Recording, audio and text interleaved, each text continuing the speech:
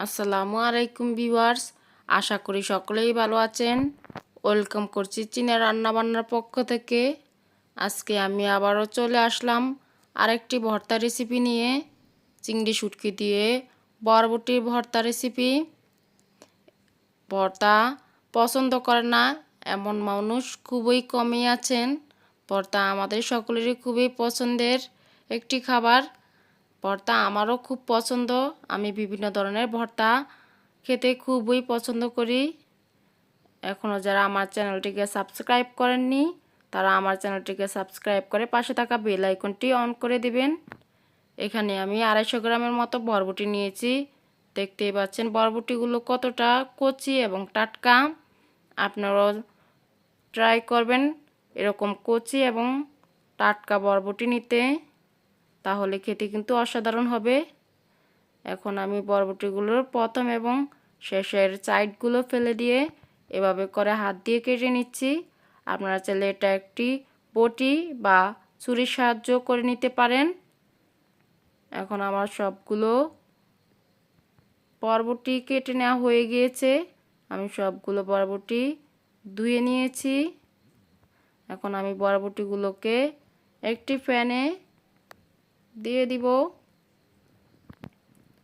আমার বরবটিগুলো একটি প্যানে দিয়ে দেওয়া হয়ে গিয়েছে। এখন আমি পরিমাণ মতো পানি দিয়ে সেদ্ধ করে নিব বরবটিটাকে। আপনারা বরবটিগুলোকে যদি সিদ্ধ পছন্দ না করেন তাহলে তেলের মধ্যে ভেজেও নিতে পারেন আপনাদের পছন্দ মতো। আর আপনারা চাইলে যারা ভাজা পেঁয়াজ রসুন পছন্দ করেন না তারা কাঁচা মরিচ এবং রসুনটাকে এর সাথে সেদ্ধ করে নিতে পারেন। এখন আমি শুটকিগুলোকে টেলে নিচ্ছি।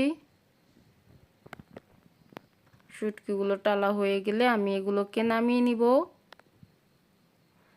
এই পর্যায়ে আমি প্যানে 1 টেবিল চামচ সয়াবিন তেল দিয়ে দিয়েছি। আপনারা চাইলে সরিষার তেলও দিতে পারেন। এখন আমি মরিচ এবং রসুনের কোয়াগুলোকে গাঢ় গোল্ডেন করে ভেজে নেব।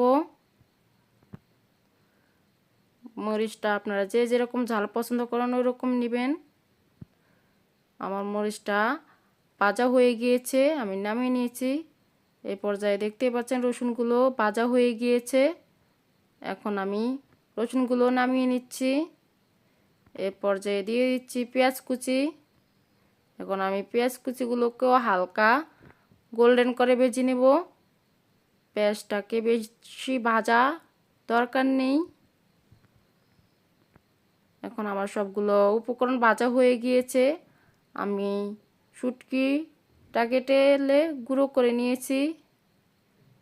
এখানে বরবটিটাকে একটু তেলের মধ্যে টেলে নিয়েছি সিদ্ধ হওয়ার পর। এখন আমি একটি পেছনের সাহায্যে সবগুলো উপকরণ ম্যাশ করে নিব। আপনারা চাইলে এই সবগুলো উপকরণ একসাথে শিলপাটায়ও বেটে নিতে পারেন।